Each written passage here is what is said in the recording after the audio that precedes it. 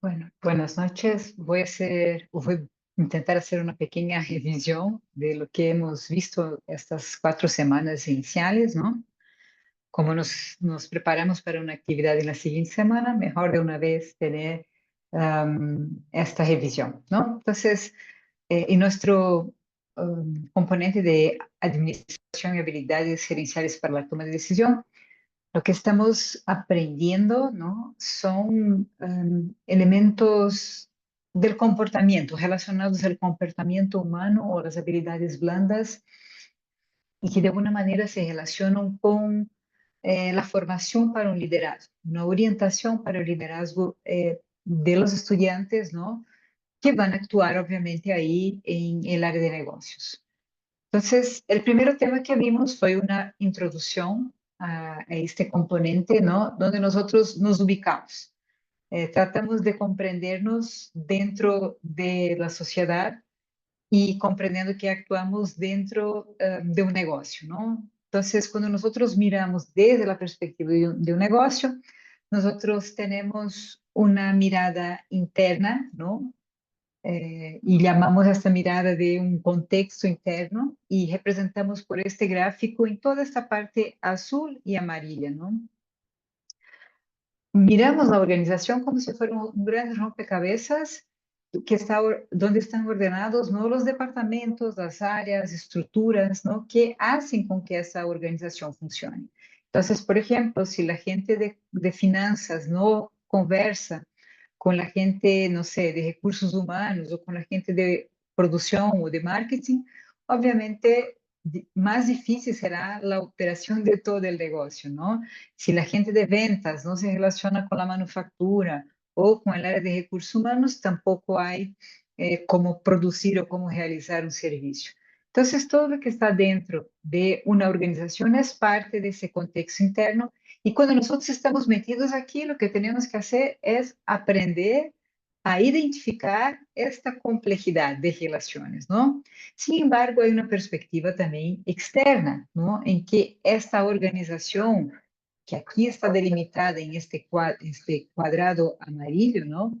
Se relaciona también con lo que está afuera. Por ejemplo, con los clientes, por ejemplo, con los proveedores, por ejemplo, con otras áreas, ¿no? Como gobierno, normas que a veces tenemos que mirar. Entonces, para ubicarnos en el mundo de los negocios, ¿no? De las empresas, tenemos que entender que hay este amontonado de cosas que tenemos que considerar para nuestras acciones, ¿no? Entonces, como había comentado, hay la dimensión interna, ¿no? Que está conformada ahí por todo lo que es la organización, su base estratégica, sus procesos, las personas, las máquinas, todo lo que hay, pero también una dimensión externa que es esta mirada que comprende la organización como parte de la sociedad, ¿no? Entonces, influye y es influenciada por la organización. Algo que vimos en la primera semana y que es bastante importante, está relacionado a un elemento de cuestionarnos por qué las personas trabajan, ¿no? ¿Por qué las personas van a las empresas, ¿no?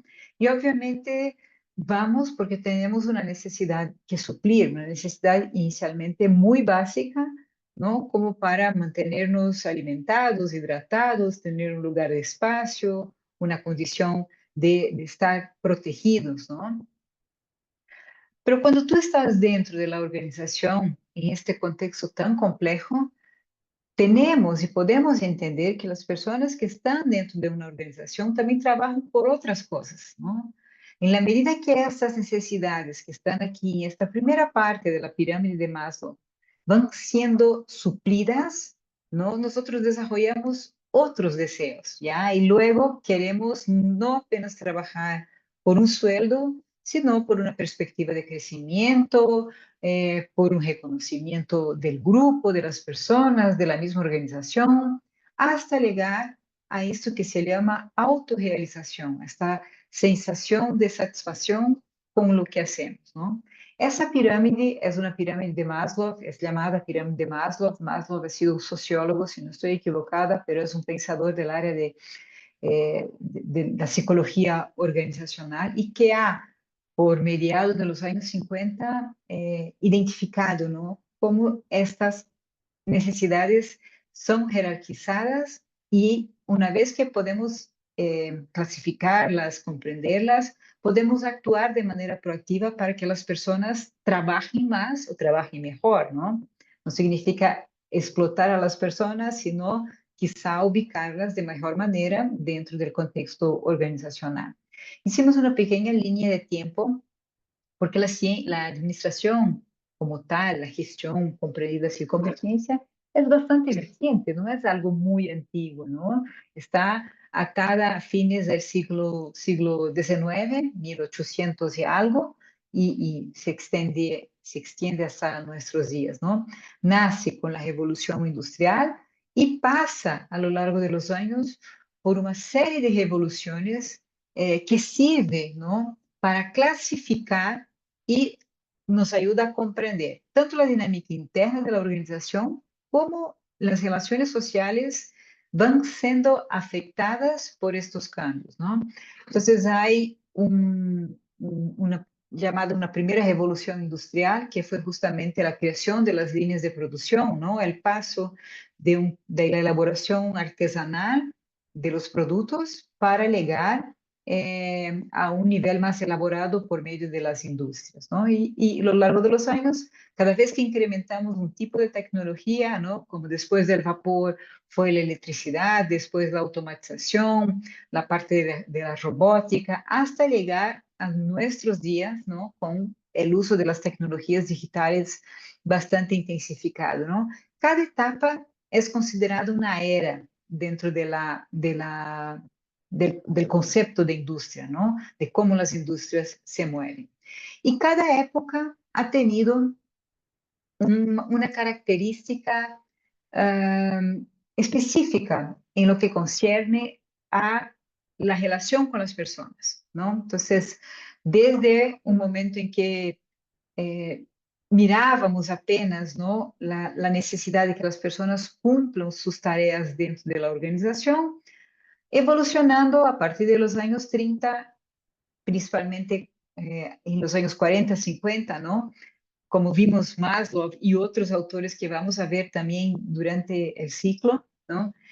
Autores que fueron identificando la importancia de la participación de las personas. Un punto bastante relevante fue también en esta época cuando se estudiaba por qué y cómo las personas trabajaban más y mejor. Entonces, había algunos estudios que apuntaban, por ejemplo, que si hay una buena condición física del trabajo, del espacio de trabajo, las personas trabajarían mejor. Entonces hicieron un experimento, ¿no? Llamado experimento de Harvard o algo parecido. Harvard era una empresa, una industria. Y lo que acabaron descubriendo no es que las personas trabajaban más y mejor de acuerdo a las condiciones físicas, sino que las personas trabajaban más cuando había alguien observando.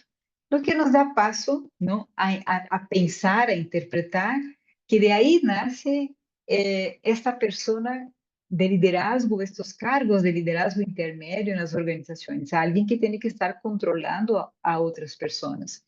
Pero claro, ya por los años 80, 90, hasta los días actuales, lo que estamos mirando en verdad es una descubierta o una perspectiva más humana o más necesaria de la figura humana dentro del proceso de desarrollo de liderazgo o del desarrollo de las industrias, de innovación, ¿no? Porque se dan cuenta que, mismo en un ambiente laboral o industrial, las relaciones sociales son fundamentales para que las cosas fluyan de manera adecuada. Por eso estamos aquí hoy, ¿no? Estudiando habilidades gerenciales, ¿no? Porque no basta tener un conocimiento técnico, hay que ir un poquito más adelante y entender cómo las personas se relacionan, ¿no? Entonces, gerenciar significa gestionar, significa coordinar todo lo que concierne a los asuntos de una empresa, ¿no? ¿Qué se espera de un gestor? Que él mantenga una empresa viva, que la empresa pueda adaptarse a los cambios y que proyecte al futuro, Entonces, lo que esperamos que ustedes puedan transmitir cuando estén en el mercado laboral ya como profesionales, ¿no? Es que ustedes puedan ayudar a mantener una empresa viva, ¿no? Que puedan ayudar a entender los cambios que se dan afuera para adaptar la organización y obviamente proyectar la empresa, la organización hacia un futuro. Entramos en el concepto de competencia, un concepto bastante importante. La competencia aquí no está relacionada al mercado, sino que está relacionada eh, a la formación de las personas. Decimos normalmente, fulano es competente, cuando es una persona que tiene un buen resultado, ¿no? Que es colaborativo, pero el concepto de competencia va un poquito más allá de una percepción y está atado a tres expresiones, ¿no? Primero, el conocimiento que una persona tenga, conocimiento formal o informal, ¿no? Pero algo que puede ser demostrado. Por ejemplo, yo domino Excel porque he hecho un curso, ¿no? O porque tengo una formación para eso, ¿no? Eh, la habilidad o el saber hacer, que es la experiencia que tengo en función de este conocimiento que tengo. Entonces, he hecho un curso en Excel y he trabajado 10 años elaborando plantillas super, ultra, mega, master elaboradas, ¿no? Y por último, el concepto de actitud o saber ser, que está relacionado más a los elementos que llamamos de habilidades blandas o comportamentales, ¿no? Pero que pasan atados. Entonces, yo puedo ser competente, por ejemplo, en elementos de comunicación, porque tengo conocimientos formales, porque tengo una determinada experiencia y porque tengo una orientación, tengo un comportamiento que me lleva hacia esta competencia, ¿no? Eh, Dentro aún de este elemento de las competencias, nosotros necesitamos entender una diferencia entre lo que son habilidades o competencias blandas o soft skills o competencias o habilidades duras o hard skills. Las dos son importantes, no hay que decir que una es más importante que la otra, sin embargo, se equilibran, ¿no?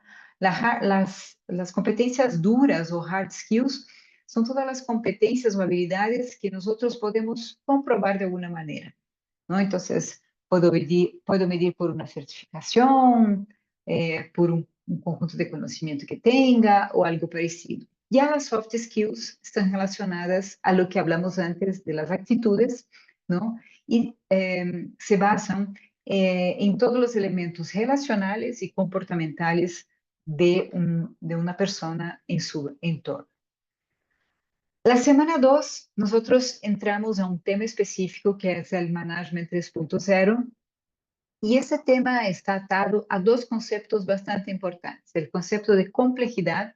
Nosotros leímos, estudiamos en clase un texto de Edgar Morin que hace una narrativa, ¿no? Explicando la empresa, haciendo una analogía de la empresa con un tejido, ¿no? Para explicar que todas las relaciones que tenemos en este mapa contextual que vimos hace un ratito, al inicio, ¿no? Si no lo comprendemos de manera adecuada, no podemos entender o no podemos tomar quizá buenas decisiones, ¿no? Decir que una empresa es compleja es eh, decir que esta organización está conformada por un conjunto de actores que tienen su propio ámbito de actuación y pueden tomar decisiones de manera independiente, pero que deben considerar todo lo demás.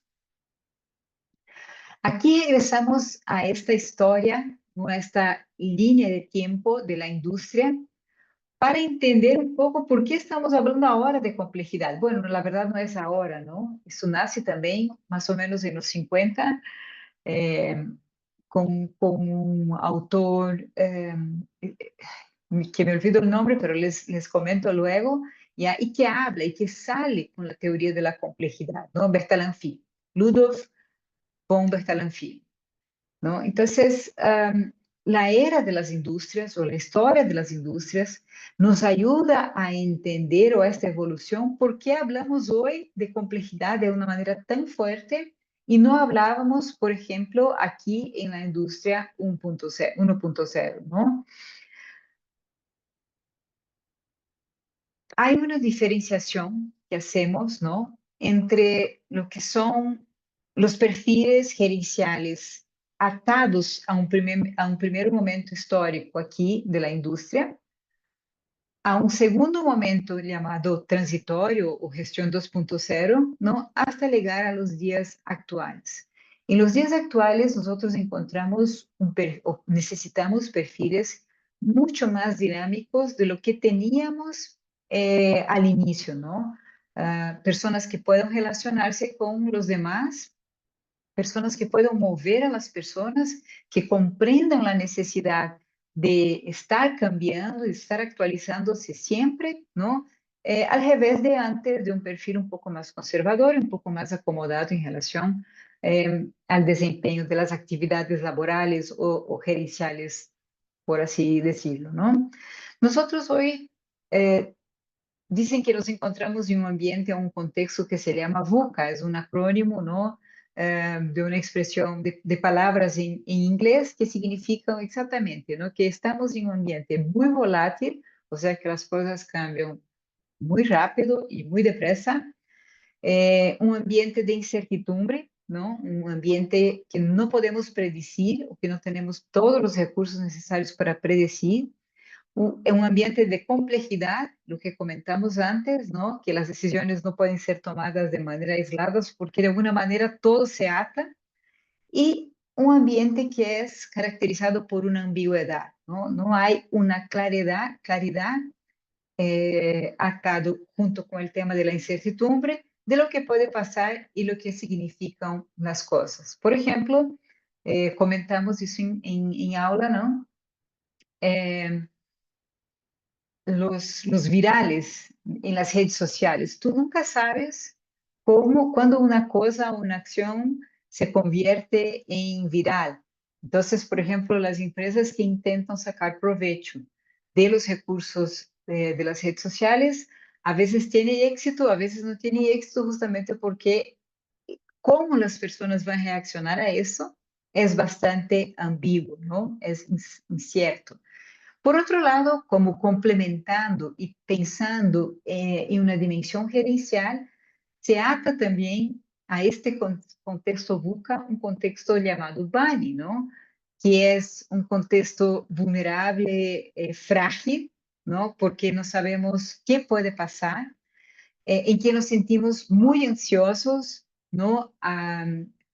No entendemos, en función de este contexto complejo, cómo debemos comportarnos muchas veces, y eso nos proyecta una ansiedad.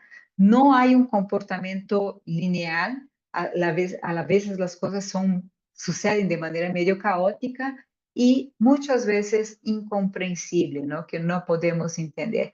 Entonces, si estamos en este contexto, VUCA y BANI, lo que tenemos que hacer es adaptarnos también a estas características, ¿no? Sin que eso obviamente represente algo que sea eh, malo o que cause algún tipo de daño a nosotros o a nuestro entorno.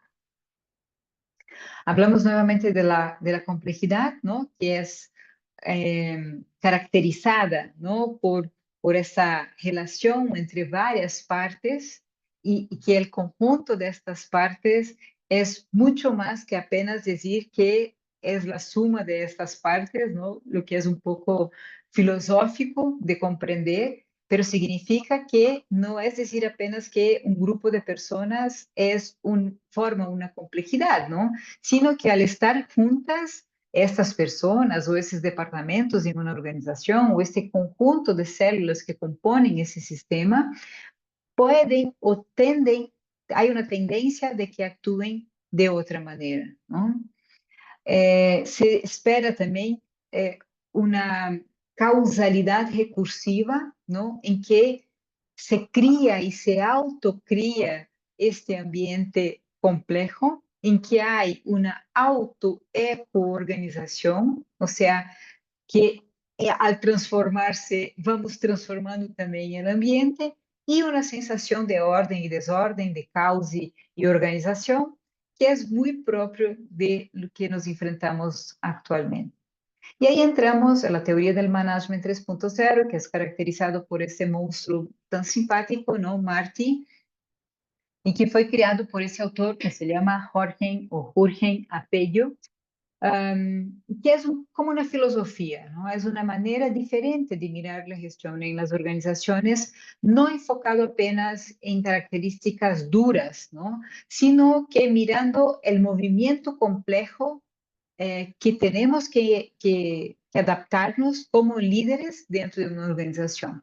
Entonces, ¿qué nos dice este amigo, no? Que hay no sé, sí, 6 patitas de este monstruo, o 6 ojos, ¿no? De este monstruo, que nos ayudan a entender qué es esta filosofía del management o de la gestión 3.0. Primero es energizar a las personas, dar a las personas las condiciones para que ellas tengan su autonomía, para que ellas tengan capacidad de criar y estar de manera independiente y responsable dentro de una organización.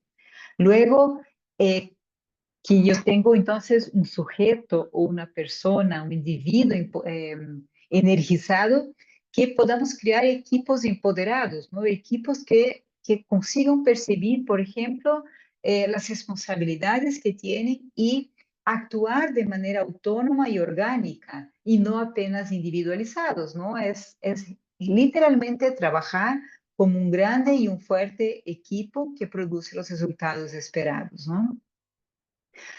Tercer punto, tercer ojito es la alineación de las restricciones, es entender primeramente yo como líder cuáles son los valores de la organización, cuáles son los valores del grupo, cuáles son mis valores y cómo nos coordinamos, ¿no? Y pasar en un segundo nivel, después que puedo comprender ese contexto organizacional, la necesidad o las restricciones de cada persona dentro de la organización. El cuarto punto es desarrollar las competencias. Entonces, energicé a las personas, tengo un gran equipo, consigo entender cuáles son las falencias, por así decirlo, y también las potencialidades. Lo que voy a hacer es promover o promocionar que las personas puedan desarrollarse de manera óptima para atender o suplir cada vez más las necesidades y los objetivos de la organización. Tengo también estructurado el crecimiento, ¿no? Entonces, en este creciente que vengo, ¿no? Que tengo mi equipo formado, que conozco, ¿no? Tengo que habilitar el espacio organizacional de manera sistémica y estructurada para que las personas puedan realmente crecer, ¿no? Y por último, mejorar todo. Entonces es como un ciclo virtuoso o un ciclo evolutivo en que las personas van a partir de uno mismo, a partir de lo que ellas desempeñan o aprenden o se desenvuelven, ¿no? Poder ir mejorando todo el contexto de la organización. Les dejo aquí esta grabación. Y enseguida revisamos las demás semanas. ¿Ok? Un abrazo. Chao, chao.